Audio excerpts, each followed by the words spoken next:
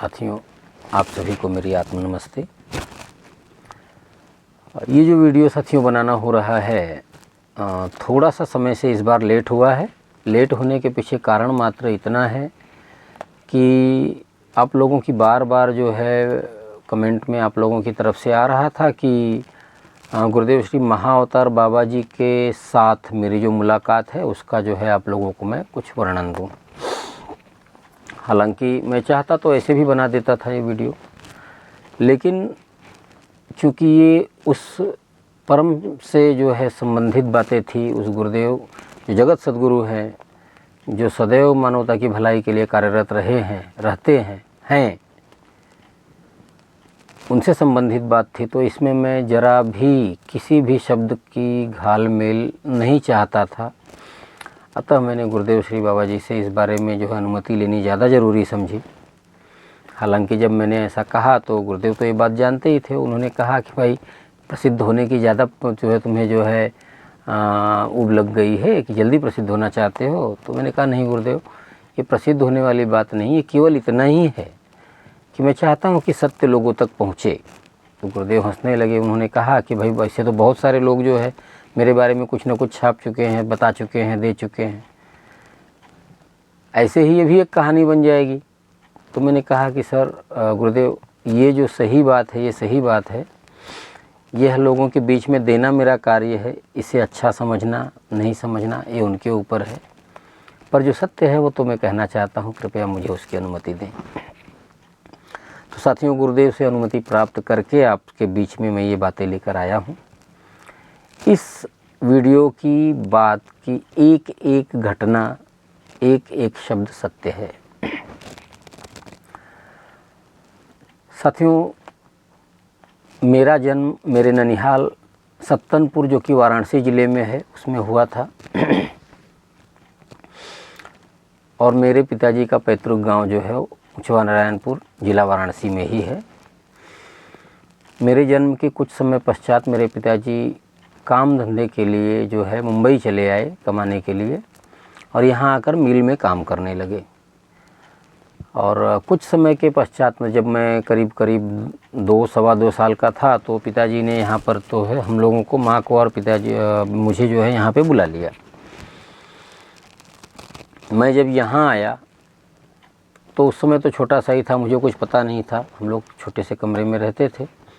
School में मेरा admission कराया गया, और इस तरीके से कक्षा 1 कक्षा 2 करते हुए मैं जब कक्षा 6वीं में पढ़ ही रहा था, तो उस समय साथियों मील की हड़ताल हो गई। मील की जब हड़ताल हो गई तो मेरे पिताजी और जो है मेरी जो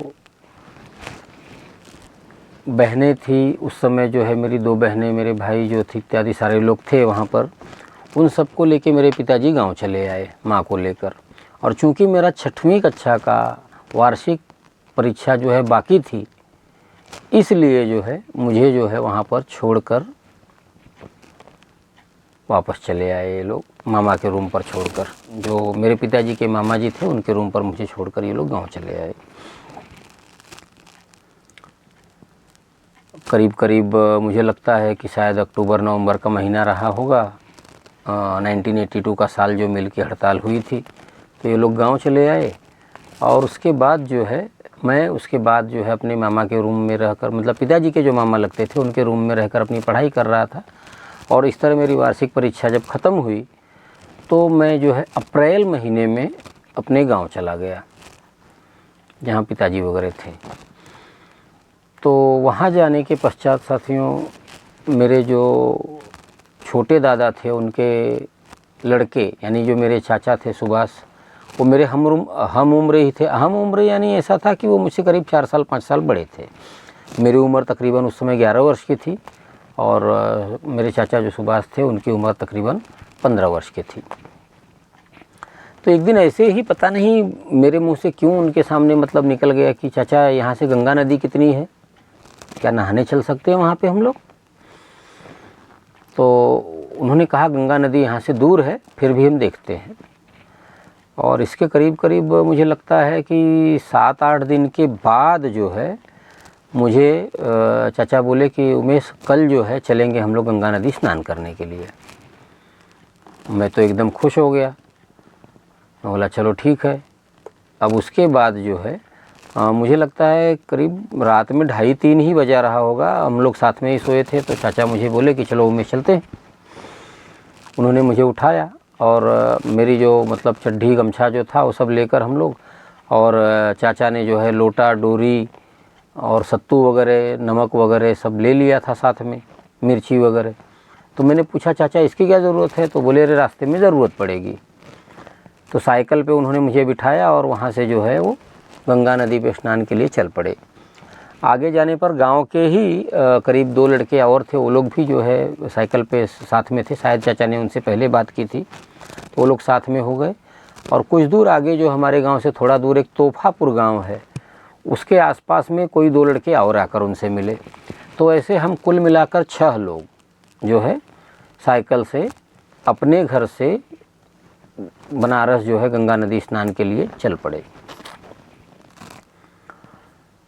बीच में कहीं पांडेपुर के आगे कोई जगह रही होगी जहाँ पर जो है चाचा वगैरह थक गए थोड़े, करीब करीब मुझे लगता है कि 6 बज रहा होगा, करीब 5:30 या 6 बज रहा होगा। तो उन लोगों ने मतलब वहाँ पे रोका, एक बगीचा था, उसमें जो है कुआं भी था। तो कुएं से लोटा में डोरी बांध के पानी निकाला गया, मुंह वगैरह धो के सब लोगों ने, दातून जो है नीम की दातून तोड़कर दातून की, और फिर जो है मुंह वगैरह धोने के बाद सत्तू सान कर जो है सब लोगों ने खाया। सत्तू सान कर खाया और जो बचा था सत्तू उसको फिर से गांठ बांध के जो है कपड़े में बांध के रख लिए, और उसके बाद फिर पानी वगैरह पीने के बाद फिर से चल पड़े थोड़ा सा आराम करके। इस तरीके से तकरीबन मुझे लगता है कि लगभग 7 बजे का समय रहा होगा, हम लोग जो है बनारस पहुँचे। तो चाचा मुझे बोले कि देखो ये दशाश्वमेध घाट है। तो मुझे पता चला, हालांकि मुझे उसके बारे में कुछ पता नहीं था, लेकिन इतना पता चला कि भाई ये दशाश्वमेध घाट है। तो वहाँ पर हम लोग गंगा नदी में स्नान किए। स्नान करने के बाद बगल में ही एक छोटा सा मंदिर था, उस मंदिर में जो है, मंदिर क्या था बल्कि मैं समझता हूँ कि वो मंदिर नुमा ही था, पर मंदिर ही समझते हैं उसको। बाद में मेरा जाना हुआ पर वो चीज़ मेरे समझ में नहीं आई, मुझे दिखी नहीं वो चीज़ें। कई बार जाना हुआ है, 1-2 बार। तो जो है तो उस समय की घटना मैं बता रहा हूँ। तो जब हम लोग नहाए, नहा कर जब हम लोग बाहर निकले तो फिर जो है उस जो मंदिर था उस मंदिर में हम लोग जो है बैठे, मतलब छावनी टाइप की थी वो, उसमें बैठे। तो तब तक जो है धूप थोड़ी सी कड़क होने लगी थी। हम लोग करीब घंटे भर से ज़्यादा नहाए, काफ़ी। वो लोग तो तैराक अच्छे थे, तैर रहे थे, पर मैं किनारे पे ही अपना थोड़ा जो है नहा रहा था। नहाने के पश्चात जो है जब सब लोग बाहर निकले तो पानी लेकर जो है जो बचा हुआ सत्तू था वो सब जो है सान कर सबने खाया। और फिर ये हुआ कि धूप कड़क हो गई है, थोड़ी सी कड़ी धूप हो गई थी, करीब 8:30-9 बज रहा था, लेकिन धूप कड़ी हो गई थी वहाँ पर। तो ये हुआ कि यहीं थोड़ा आराम कर लेते हैं और तीसरे पहर जो है वहाँ से हम लोग निकलेंगे बेर बिसरते, मतलब जब शाम ढलने लगेगी तब। तो ये हुआ, क्या होगा तो बोले कि नहीं चलो, कपड़े वगैरह भी गीले हैं। तो उन्होंने जो छावनी टाइप जो मंदिर था, ऐसा समझते हैं मंदिर ही था वो, तो वहाँ पर जो है अपने कपड़े जो गीले थे, लुंगी और जो था सारा कुछ बांध दिए। और उससे 2 कारण उन्होंने बताया कि एक, मैं बोला कि चाचा ऐसा क्यों कर रहे हो? तो बोले कि इससे 2 काम होगा, एक तो ये सूख जाएगा और दूसरा यहाँ जो धूप चल रही है तो लू जैसी बह रही है, तो ये लू का असर हम लोगों को नहीं होगा। मैंने कहा चलो बढ़िया है। अच्छा, सब लोग चूँकि पेट भरा हुआ था तो सो गए वहाँ पर मंदिर के अंदर, उस आवार में सो गए। करीब मुझे लगता है कि और 1.5 से 2 घंटे बीते ही होंगे। समय तो एग्जैक्टली मैं नहीं बता सकता क्योंकि न मेरे पास घड़ी थी न कुछ था, पर मुझे अंदाजे से ऐसा लगता है कि लगभग घंटे से ज़्यादा का समय, 1.5 घंटे से ज़्यादा का समय बीता रहा होगा। फिर एकाएक जो है मुझे ऐसा महसूस हुआ कोई मुझे उमेश ऐसा बुला रहा है। तो मैं उठ के बैठ गया, देखा, मुझे लगा कि शायद कोई बुला रहा है इनमें से। देखा तो ये सब लोग आराम से सो रहे हैं, जो है 1-2 लोगों के खर्राटे भी बज रहे थे उसमें जो है। तो फिर मुझे लगा कि शायद ऐसा ही कुछ है, मैं फिर से सो गया। जैसे ही मैं लेटा तो फिर से आवाज़ आई, उमेश उठो, इस तरीके से, उठ के आओ। तो मैं फिर उठ गया। देखा तो फिर मुझे लगा कि नहीं, काफ़ी देर बैठा रहा। जब बैठा रहा तो फिर आवाज़ आई कि अरे भाई बैठे क्यों हो, तुम्हें बुला रहा हूँ, आओ। और तब मैंने जो है वो जो लुंगी थी, वो लुंगी हटा के देखा तो भी बाहर कुछ नहीं। लेकिन फिर एकाएक पता नहीं ऐसा क्या हुआ कि मेरे पैर जो है बाहर की तरफ चल पड़े। और करीब करीब मुझे लगता है दशाश्वमेध घाट से अभी समझ में आता है कि उसके आगे जो है मणिकर्णिका घाट था, उसकी तरफ मैं चल पड़ा। करीब करीब 7-8 मिनट के लगभग जो है जाने के बाद, 10 मिनट शायद ज़्यादा मैं चला होऊंगा, तो वहाँ से उस तरफ से मुझे जो है वो आकृति आती हुई दिखाई दी। विशाल आकृति यानी लगभग मुझे लगता है कि 7 फुट से ऊपर की आकृति में छोटा सा ही था, तो मुझे वो काफ़ी बड़े मतलब दिख रही थी वो आकृति आते हुए। और फिर मैंने पहली बार उस महान आत्मा का दर्शन किया साथियों। वो सामने से चले आ रहे थे, वो हाथ में कुछ खा रहे थे, एक हाथ में लकड़ी थी उनके, और वो लकड़ी वो लिए थे उन्होंने। हालांकि वो जिस कदकाठी के थे तो उन्हें लकड़ी की कोई आवश्यकता नहीं थी, पर लकड़ी क्यों लिए थे मेरे समझ में नहीं आया, पर लकड़ी उनके हाथ में थी वो। और जो है गेरुआ जो है वस्त्र उन्होंने पहना हुआ था, ऊपर जो है पूरी तरीके से एकदम जो है उघड़े बदन पे थे वो, लेकिन नीचे उन्होंने गेरुआ बदन से जो है लपेटा हुआ था गेरुआ तौलिया जो था, तौलिया था या गमछा था, जो कुछ रहा होगा इतना ही, पर वो था अंग वस्त्र था जो उन्होंने जो है कमर में लपेटा हुआ था। और वो जो खा रहे थे तो उन्होंने मुझसे पूछा कि क्या हुआ, आ गए? तो मैं, हालांकि मेरी पहचान तो कुछ थी नहीं, मैं जान पहचान नहीं रहा था, पर मेरी जो अवस्था थी वो अजीब सी थी। मैंने कहा हाँ, मतलब सर हिल रहा था, क्यों हिल रहा था मैं नहीं जान रहा था, पर किंग करते विमूढ़ तो मैं था ही कि ये चीज़ें मतलब क्या है करके। तो उन्होंने कहा कि अरे डरो नहीं, खाओगे? तो मैं ना हाँ बोल पाया ना बोल पाया, लेकिन वो जो खा रहे थे उसमें से तोड़कर उन्होंने मेरे हाथ में वो चीज़ दे दी। बोले खाओ, मीठा है। और मैंने देखा तो वो अभी समझ में आता है कि वो बादामी हलवे जैसा कुछ था, तो मैंने जो है उसे खा लिया। तो उनको ये हुआ, बोले और खाओगे? मैंने कहा स्वागत। मीठा तो हालांकि मुझे बहुत प्रिय है पहले से ही, तो मैंने तुरंत हाँ में सर हिला दिया जो है। तो उन्होंने फिर उसमें से तोड़कर नोचकर जो है एक टुकड़ा जो है मुझे दिया। बड़ा सा टुकड़ा था उनके हाथ के अनुसार, और मेरे हाथ के अनुसार तो काफ़ी बड़ा था वो। तो मैं उसको खाने लगा तो फिर वो बोले कि कुछ देखोगे?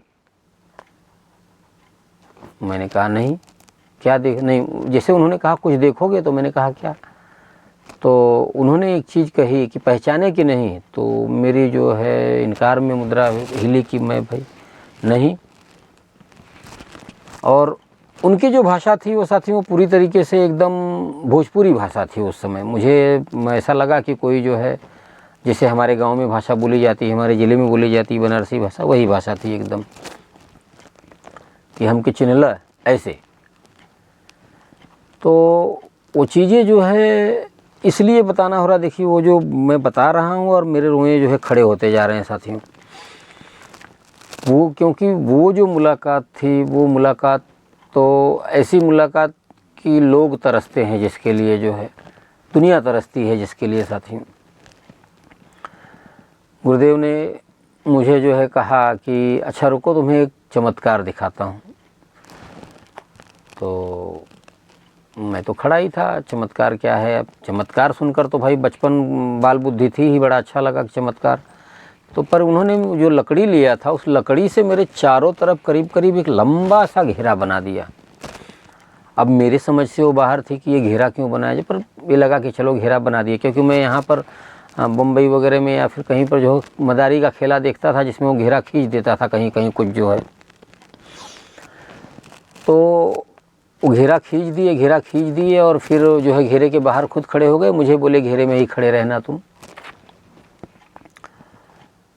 ऐसे बोले, घेरे में खड़ा रहा, बाहरे जिन निकला।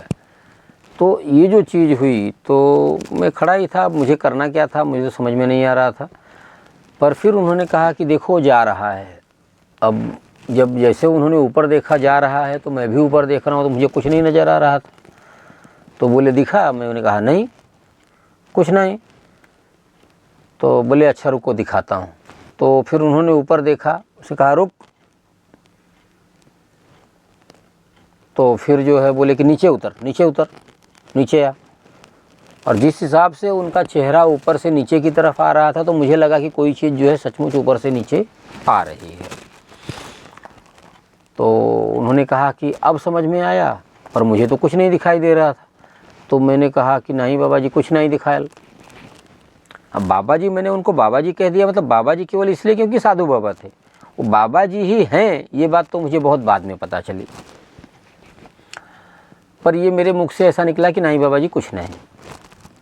तो मुस्कुराए, बोले अच्छा ठीक है रुको। उसको फिर उन्होंने कहा कि प्रकट हो।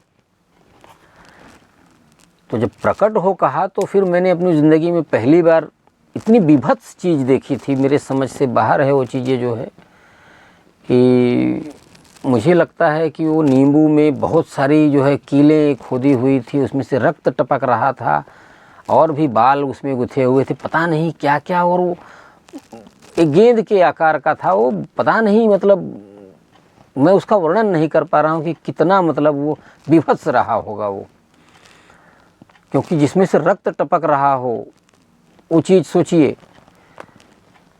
तो गुरुदेव ने कहा कि देखे क्या है? तो मैंने कहा देखा देखे, लेकिन ये क्या है, मतलब ये क्या है? तो बोले बाण है, बाण। तो बाण तो मुझे तब तक यही समझ में आता था कि तीर कमान जो होता धनुष बाण, ये कैसा बाण है? तो बोले कि ये कलकत्ते से चला हुआ है और ये बनारस में कोई यहाँ का सेठ है, उसके लिए जो है उसके लड़के के लिए आ रहा है, जिसका इकलौता लड़का है, जिसकी जान लेने के लिए जा रहा है ये। अब ये सुनते ही साथियों पता नहीं क्यों मेरी तो सिट्टी पिट्टी ही पूरी गुम हो गई। तो मैंने फिर जो है पता नहीं कैसे मेरे मुख से निकला, मैं नहीं जानता हूँ, पर मैंने ये चीज़ कह दिया कि बाबा जी जब आप में इतनी ताकत है और आप जो है इसको जो नहीं दिख रही थी चीज़, जो नहीं दिखात रहल चीज़, मतलब जो नहीं दिख रही, मैं आपसे हिंदी में बात कर रहा हूँ पर वहाँ पे भोजपुरी का संवाद था हमारा। तो जो चीज़ नहीं दिख रही थी उसको आपने प्रकट होने पे लगा दिया जो है, और आपके कहने के अनुसार वो चल रही, तो आपके कहने के अनुसार अगर ये चल ही रही तो आप इसको रोक लो। क्यों किसी की जान लेने जा रही, किसी का, और बता रहे हो किसी का अकेला लड़का है, बच्चा है। क्योंकि मेरे माता पिता मुझसे जितना प्यार करते थे उतना ही प्यार तो उसके भी माता पिता उससे करते रहे होंगे, ऐसा समझ मेरी थी साथियों। तो जो है गुरुदेव ने जो है उससे कहा कि देखो कुछ कह रहा है, सुन ले उसकी बात, मत जा।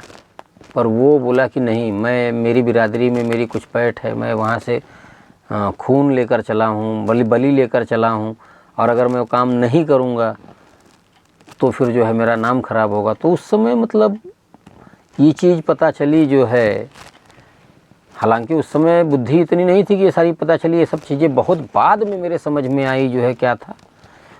पर गुरुदेव से फिर कहना हुआ कि गुरुजी बचा लीजिए उसको, बचा लो के।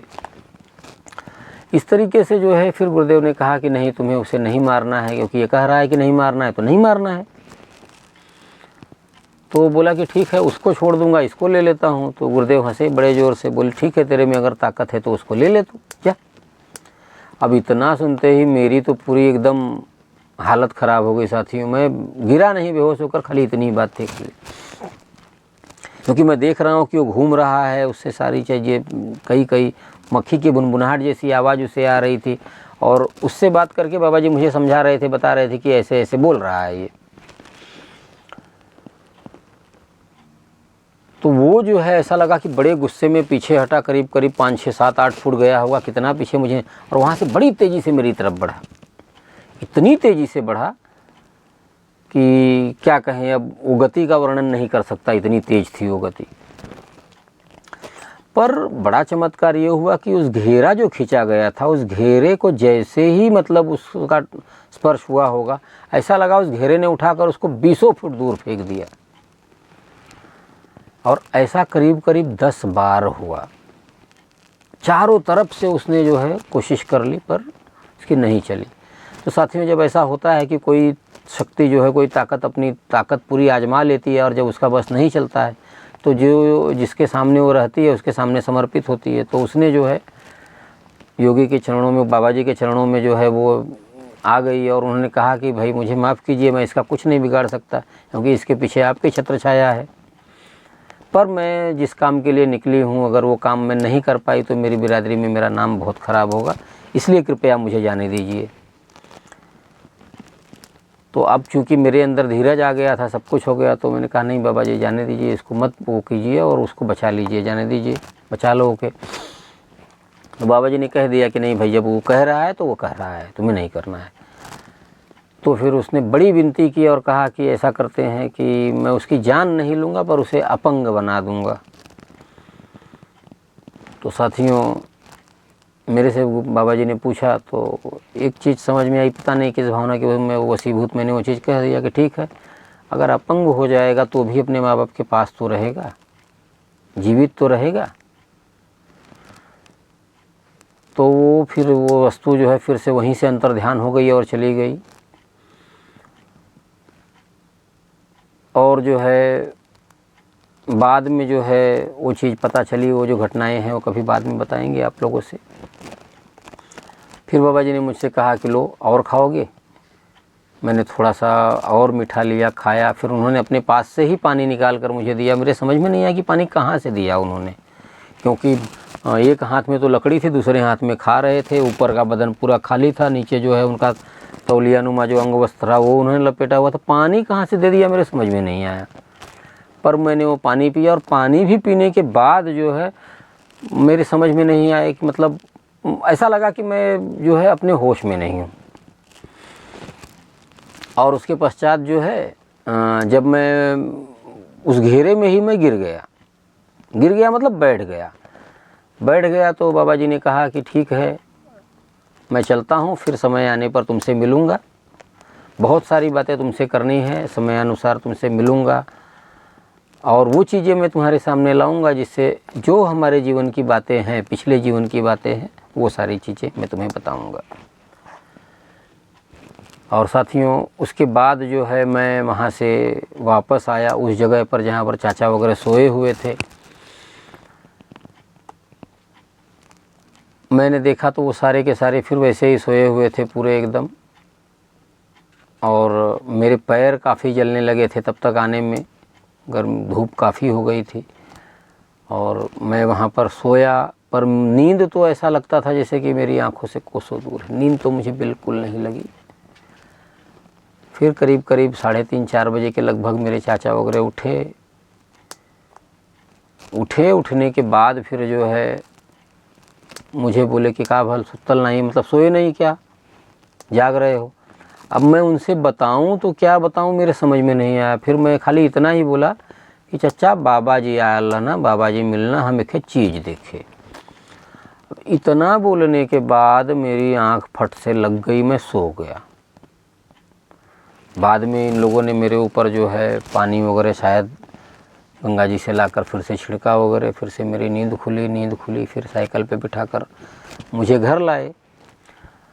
साथियों, घर लाने के बाद जो है मैं रात में सोया। उसी रात फिर से बाबा जी सपने में आए। कई चीज़ें उन्होंने बताई मुझे, समय आने पर कभी उन सब की चर्चा करेंगे। फिर कैसे, पर यह है कि जो उन्होंने बताया, उन्होंने मुझे ये कह दिया कि मैं तुम्हें जो बताऊंगा वो चीज़ें जो है तुम समय आने पर कुछ समय के बाद भूल जाओगे। ये किसी को, क्योंकि ये बताने की चीज़ें नहीं है, तुम किसी को बताओगे नहीं ये सब चीज़ें, क्योंकि तुम वहाँ पर बताने लगे थे, इसीलिए मैंने तुम्हें जो है वहाँ पर नींद के उसमें आगोश में कर दिया कि तुम सो गए थे। तो ये चीज़ ध्यान में रखना कि किसी से इस बारे में चर्चा फ़िलहाल नहीं करना। कुछ समय जब आएगा, जब तुम उस बड़े हो जाओगे, उस लायक हो जाओगे, तो ये सारी चीज़ें जो मैं तुम्हें बता रहा हूँ, जो सपने में बोलकर तुम्हें बताऊँगा मैं, या फिर मिलकर कहीं बताना होगा किसी माध्यम से, वो सारी चीज़ें तुम्हें मैं फिर से किसी न किसी रूप में कहीं ना कहीं भेज कर तुम्हें मैं याद दिलाऊँगा। याद दिलाने के बाद तुम्हें ये चीज़ें आएंगी, फिर तुम जो है तुम तक मैं अपना योग फिर से लेकर आऊँगा। हालांकि मेरे तब समझ में कुछ नहीं आया था योग क्या होता है वगैरह वगैरह जो भी है, पर इतना पता चला था जो गुरुदेव ने मुझे बताया था मेरे पूर्व जन्म के बारे में। कभी हुआ तो पूर्व जन्म के बारे में भी किसी दिन चर्चा करेंगे साथियों, बताएंगे। जो गुरुदेव ने मुझे बताया उसकी बात कर रहे हैं साथियों। फिर जो है उसके बाद जैसा भी समय रहा, करीब करीब मुझे लगता है कि 3 दिन तक गुरुदेव रोज़ जो है सपने में आते थे और वो बातें मुझे बताते थे। क्या बातें थी वो सारी हम लोग चर्चा करेंगे किसी दिन। फिर उन्होंने किस तरीके से जो है मेरा मार्ग प्रशस्त करते गए, मैं वहाँ से वापस आया, वापस आने के बाद जो चीज़ चली, जीवन सारे मतलब अपने ढंग से चलता रहा, कई चीज़ें हुई जीवन के अंदर। और फिर जो है जैसा उन्होंने कहा था मैं सारी चीज़ें भूल गया। फिर अलग अलग जगहों पर किस तरीके से मेरी यात्रा उन्होंने पूरी कराई, सारी चीज़ें किस तरीके से याद दिलाई, फिर से किस तरीके से क्रिया योग में मुझे जो है लेकर आए, ये सारी चीज़ें आप लोगों के बीच में साथियों लेकर आना होगा। ये उस महान हस्ती से मेरी प्रथम मुलाकात का वर्णन है साथियों। अब तो खैर उनकी कृपा ऐसी है कि ध्यान में जब भी जाना होता है और गुरुदेव का आशीर्वाद लेना होता है तो अक्सर हफ्ते में 1 आध बार या 2 बार 3 बार ध्यान में गुरुदेव का जो है अवतरण हो ही जाता है। पर वो समय आप मेरा चेहरा देख सकते हैं, मेरे आँखों में गुरुदेव के प्रति जो है उस समय की जो बातें हैं वो सारी की सारी चीज़ें जो है मेरे अंदर भीतर आ चली जाती हैं साथियों। और ये चीज़ें, इस घटना का एक एक शब्द जो है साथियों सत्य है, इसमें कहीं भी किसी भी तरीके की मिलावट नहीं है। किसने क्या कहा यूट्यूब पे, किसे कैसे गुरुदेव मिले मैं नहीं जानता, न उसमें मैं जाना चाहता हूँ। वो उनका अपना कर्म है, उनकी अपनी बातें हैं। पर ये जो चीज़ है, ये जो घटना है, इसका एक एक शब्द सत्य है साथियों। मैं आप लोगों से इस वीडियो के मार्फत साथियों, गुरुदेव ने हालांकि अनुमति दी इसलिए मैं गुरुदेव का बहुत बहुत जो है शुक्रगुजार हूँ उनका जो है, क्योंकि बिना गुरुदेव की आज्ञा के ये चीज़ कुछ नहीं होना था। बिना उनके अनुमति के मैं ये वीडियो कभी नहीं बनाता। पर गुरुदेव की अनुमति मिली है तो ये वीडियो आप लोगों के बीच में आ रहा है, तो कृपया इसको जानें, समझें और गुरुदेव का आशीर्वाद आप भी लेने की कोशिश करें, उनके कृपा पात्र बने, गुरुदेव का आशीर्वाद आप पर हो। क्योंकि है तभी ये वीडियो आप तक पहुंचेगा, ये निश्चित है, इसमें कोई दो राय नहीं है। जब ये वीडियो आप तक पहुंचेगा, आप इसे देखोगे, इसे सुनोगे, तो गुरुदेव की महानता आप लोगों के समझ में आएगी साथियों। फिर गुरुदेव ने बहुत सारे चमत्कार मेरे जीवन में किए, उन सब के बारे में आप लोगों को बताना होगा समय आने पर। और फिलहाल साथियों वीडियो थोड़ा सा बड़ा होता जा रहा है, मैं अपने शब्दों को यहाँ पर विराम दूंगा और इस वीडियो को यहाँ पे समाप्त करूँगा। बहुत बहुत धन्यवाद साथियों। और रह गई बात, ये मैं चाहूँगा कि आप लोग इस वीडियो को, हालांकि बाबा जी ने कहा है कि वो खुद इसे प्रचारित करने में कुछ मदद नहीं करेंगे, तो मैं जानता हूँ कि गुरुदेव इस चीज़ को अपने तरफ से कुछ नहीं करेंगे। हाँ, ये है कि उन्होंने इतना कहा था कि जो रियल में सचमुच इसके लायक होंगे उन तक ये वीडियो अपने आप पहुँच जाएगा।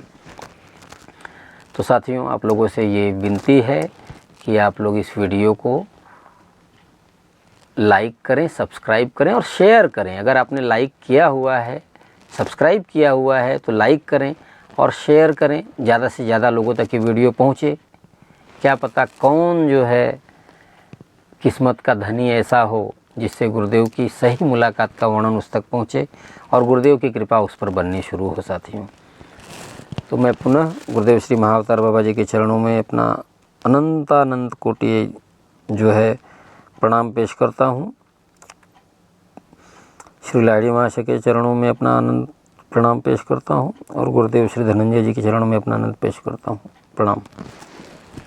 धन्यवाद साथियों, बहुत बहुत धन्यवाद।